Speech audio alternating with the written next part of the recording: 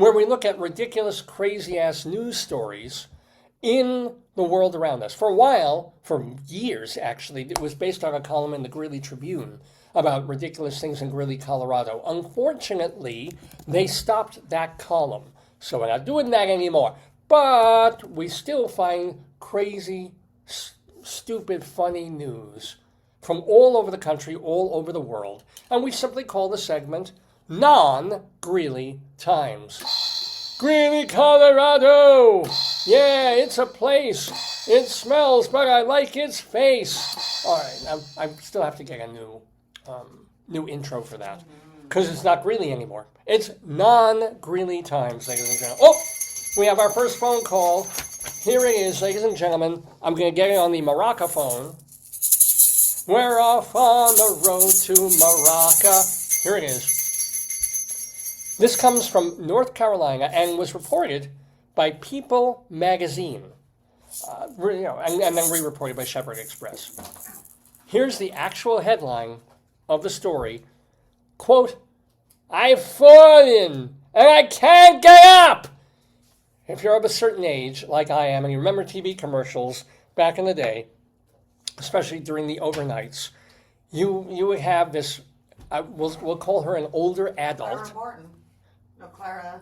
Clara Pello is Where's the Beef? Oh. Where's the beef? No, this is a woman who has apparently fallen down the stairs or taken a terrible tumble. She cannot lift herself up, even with her walker, even with her cane, whatever. Her wig is askew, and it's just the way she said it. You all remember this. It wasn't just that she said, "I've fallen and I can't get up." It's like this like, "I've fallen and I can't get up."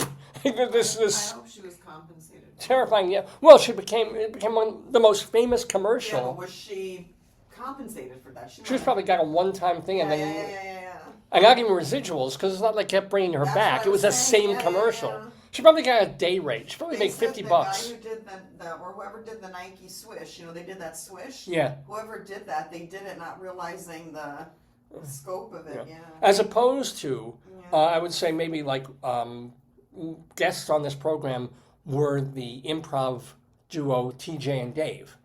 And it was T.J. Jagodowski and Dave Pasquazi.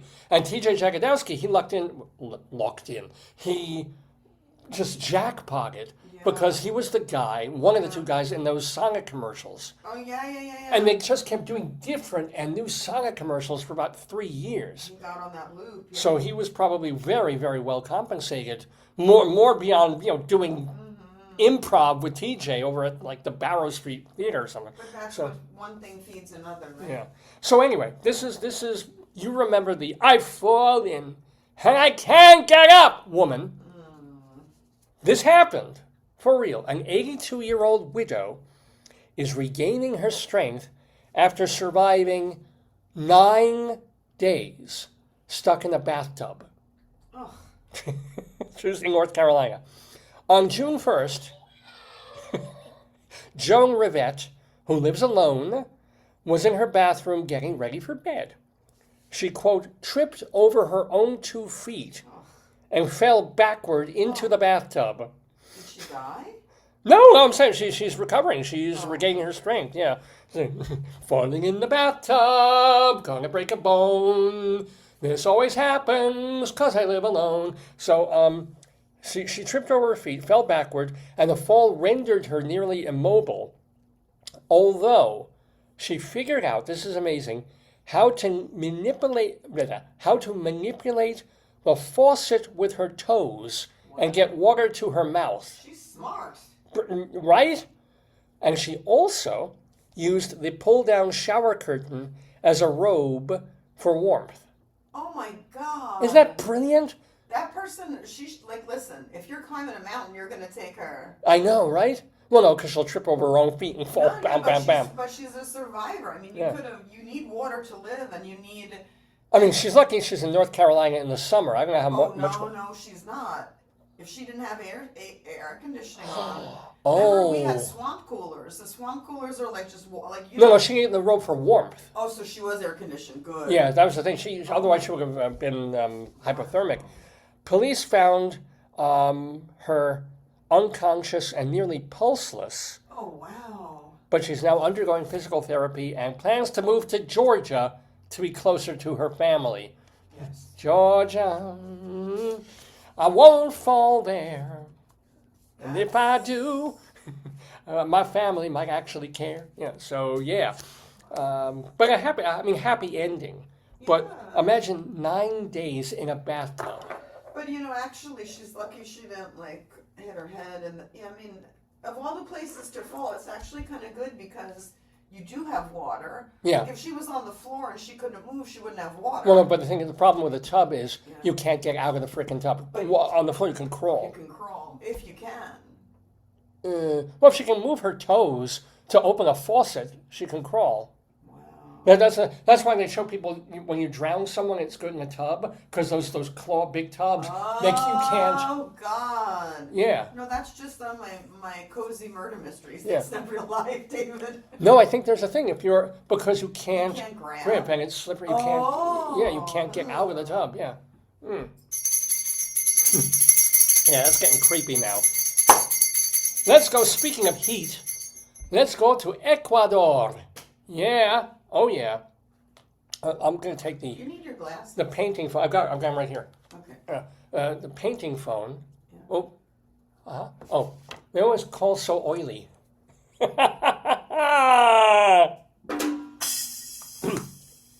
If you are getting married in Ecuador and you can't find the witness, no worries.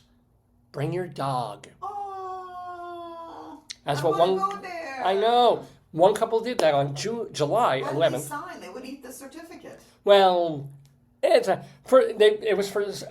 was a civil ceremony, Yeah. and their pet Luna Oh. signed the marriage certificate With the paw? with a paw print. Oh. That said, the page was marked symbolic marriage certificate and was just an add-on to the event. Oh. A real certificate was signed by friends, but yeah, it's still cute. I like that. I like that. That's really nice. Cute. I think that's really cute. Yeah. That's nice. Yeah.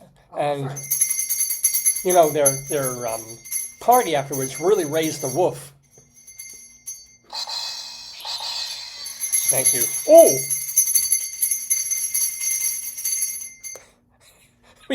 Let me give you the gnome. I always want to use Well, do you have something yellow there? Because this is going to Yellowstone Park. chickens. Now take the gnome. Oh, hold on. Give me a second. I gotta get up. Yeah, what would I know what to get. because our next story, and these are true by the way, our next story is coming from Yellowstone Park in Wyoming. Oh, David. We used to live not terribly far from there. Oh, the balloon. This is just a yellow balloon right across the hall. Right on the floor.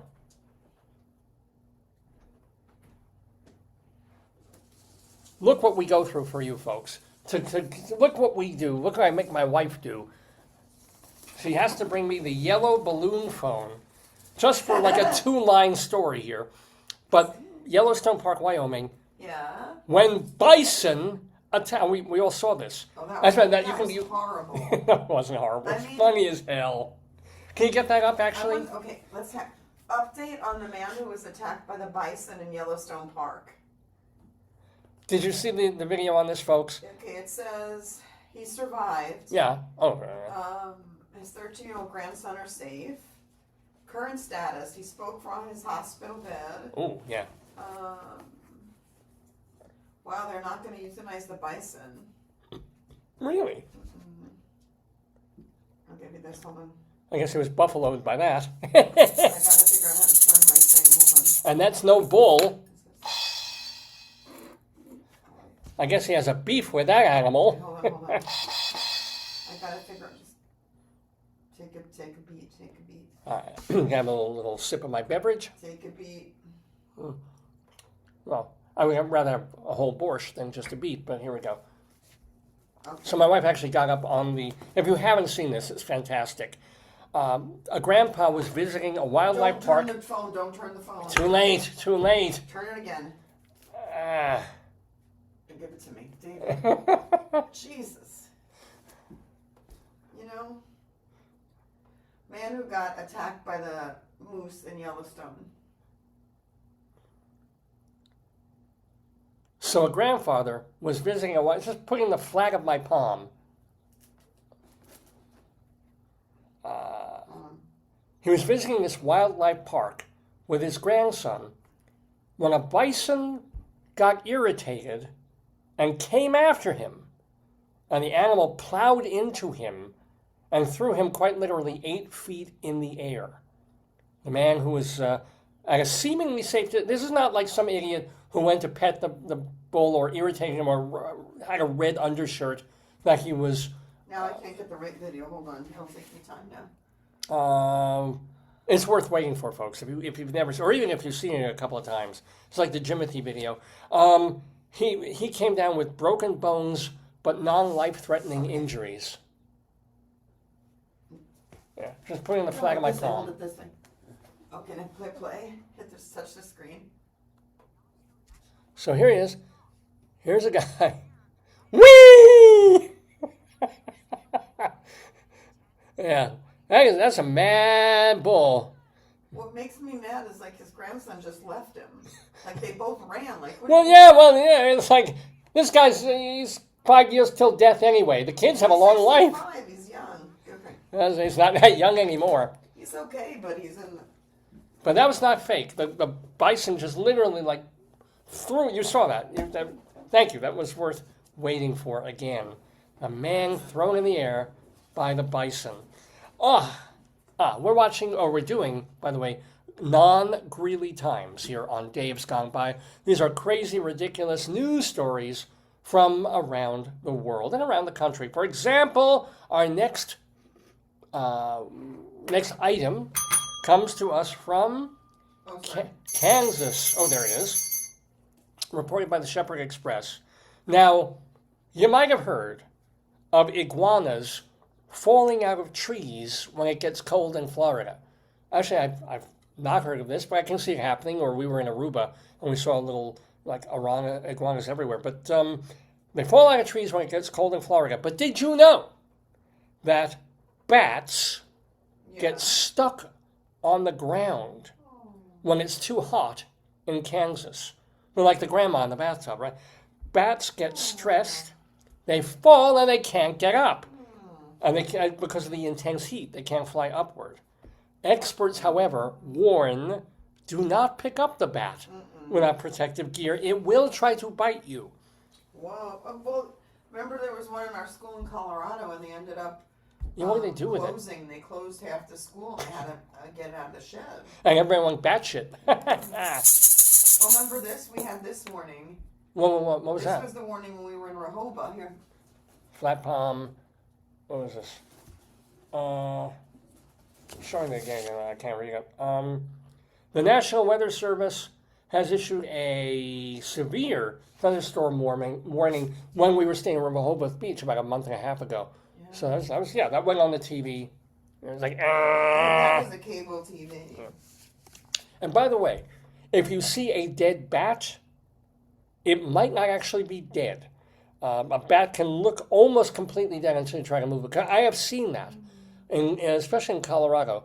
I would be passing by a thing and say, "Oh my God, it's like a bat just clinging to the sidewalk or a little brick thing right by the sidewalk." And I'm tempted, but poor bat. It might actually be like, nope, it's just simply not moving.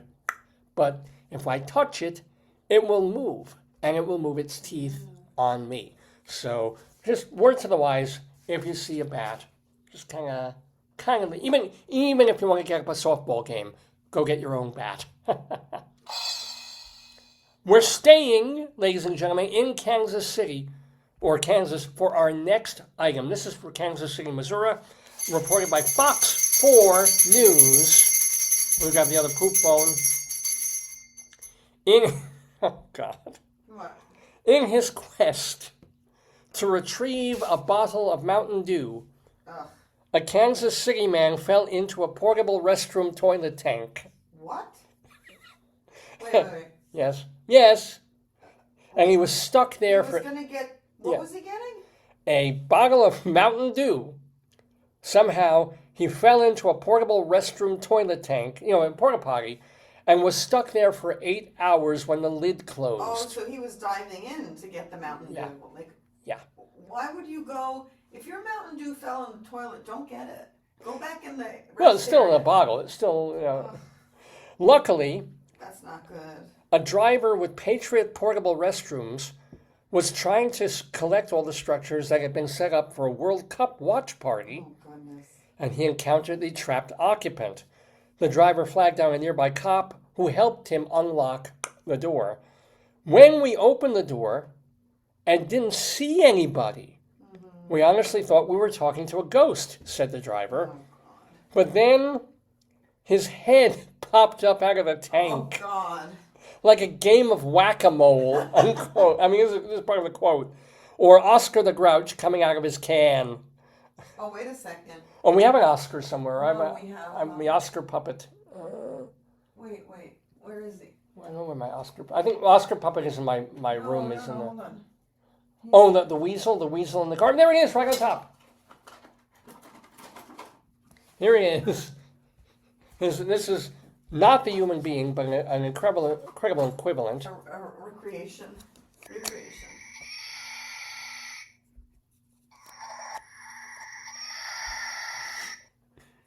This is the sound the man made when he was stuck. You have an Oscar the Grouch. Do you want it? I'm saying I have it. It's okay. I've got him. I've got this, but I've got him in my closet in my room. That was your spirit animal as a kid, you told me. Oh, I loved him. Right. By the way, the fire department then came and cut the man out of the toilet and blasted him with a fire hose to rinse him off.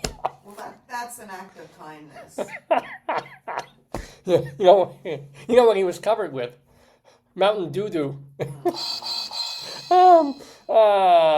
Said one company representative, quote, in the portable restroom business, you kind of expect the unexpected.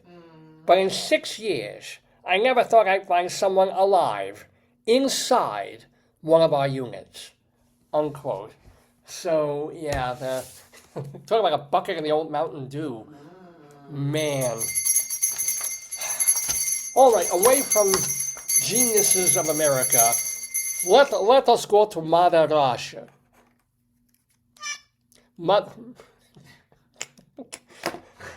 This is reported by Oddity Central. You know, in some parts of Russia, men are busy running personal ads, but they're not looking for love. They're kind of what we're sort of looking for. What are they offering themselves as? Escorts? Not even that. A barbecue companion. Oh, nice. They will come over to You enjoy. would do that. I would totally barbecue, beer, and conversation. Depending on the fee, they might even prepare the grill, cook the meat, set up a tent, and just shoot the breeze. Now, these advertisements are exclusively marketed to other men, and they clearly meant, and the ads clearly state, this is not even, forget sex, this is not even to start a friendship. It's just a paid service, so you have someone to hang out with and grill with. I think that's really nice. I'm saying, comrades, if you need Burger Boris, I'm your bro. Yes, I'm down with it. I'm there. Especially if we get one of those smokers that they sometimes raffle off at Mission Barbecue. Oh, They got the egg yeah, smoker. yeah. I'm down. I'm with it. Oh, I know we're calling this, thank you. I know we're calling this Non-Greeley Times, but guess what? Not sure I did that. Oh, it's the trombone phone. This is from northeastern Colorado. So this is not very far at all from Greeley. Reported by Fox News. Coloradans were met with a startling image last month. A man surfing a moving Union Pacific locomotive Yikes. naked. There you go. Daniel Ray Balance, perfect name, right, of Arizona, allegedly broke a window to get in the train.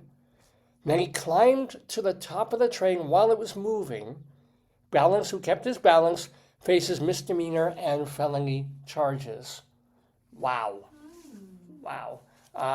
Apparently, from people who saw him riding the train, he had a particularly nice caboose. Ooh. Thank you very much. Couple more items on this Non-Greeley Times, and then we'll get to our guest, and then we'll get to all the other stuff on Dave's Gone By. Let's go to Wilmington, Illinois. I'm going to get the painting phone again. Ooh, sorry. The wrong end of the receiver. That's better. Here's the painting phone. Wilmington, Illinois, as reported by ABC 7 there. A Wilmington man was rescued after being stuck in a gas station sign What? for hours. I don't understand that. A maintenance worker, this man had used a special lift to get up to the 130-foot tall sign. He had to work on it. He was there. He was a paid worker. But the lift then wouldn't lower.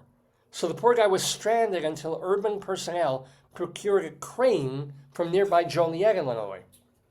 Wow. The guy appeared to be in good spirits and refused medical treatment, which, I have to say, is a good sign. Get it? Get it? Good sign? Because there's a gas station sign? At least it wasn't stuck up there and he had bad gas.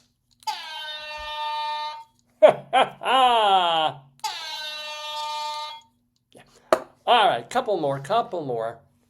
Our next story comes to us. Let me get the balloon phone again. Oh, careful. From Ellisville, Mississippi. Our next story. Speaking, by the way, of naked folks and vehicles and things like that, authorities in Ellisville are stumped as to why 22-year-old Caitlin Maxwell was driving her 2017 Dodge Challenger while totally unclothed. She was pulled over at a traffic stop for driving erratically. She seemed drunk, and the car reeked of pot.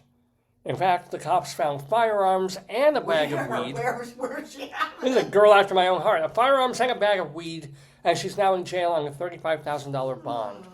Thing is, had she simply worn clothing, I don't think anybody would have noticed. Oh, you think that was what did it? I thought she was driving erratically. Yeah. You're right. But why she was naked? Why not? What I want to know is where she kept the weed. Not to mention the firearms. And one last final story this week on Non-Greeley Times, even though we're going back to Colorado. Oh boy. What is it? A small Colorado town plagued by fraud allegations and violent altercations was deemed abandoned last week. You want to talk about ghost towns that we do on Colorado Limerick of the Damned? Yeah. Well, this is Hartman, Colorado. All the elected officials resigned. Wow. After the local water became a health hazard to all the citizens. Hartman is a former statutory town. How many people live there? 30 people. Oh, that's sad. And a little more than a town hall and a post office, but still 30, it's 30 people. The yeah. problem is those people have houses, they have families, they're going to just pick up and move. The town has been without any form of government since January 14th, when the 3 remaining board trustees resigned. That, of course, was the day after a violent brawl broke out among 4 older women following a tense board meeting. Good. Can you imagine, like, the hair pulling, the tugging, the screaming, the scratching? No, but if you don't have good water, maybe, Caesar went mad from lead. Leaching, was it lead? Leaching lead? I wouldn't be surprised. If you're drinking water that has some sort of chemical in there, it's probably affecting your mental health. I mean, your health, your mental health. I mean, I know when I go swimming, and, I put my head under, even at the Y, I'm tasting my own pee.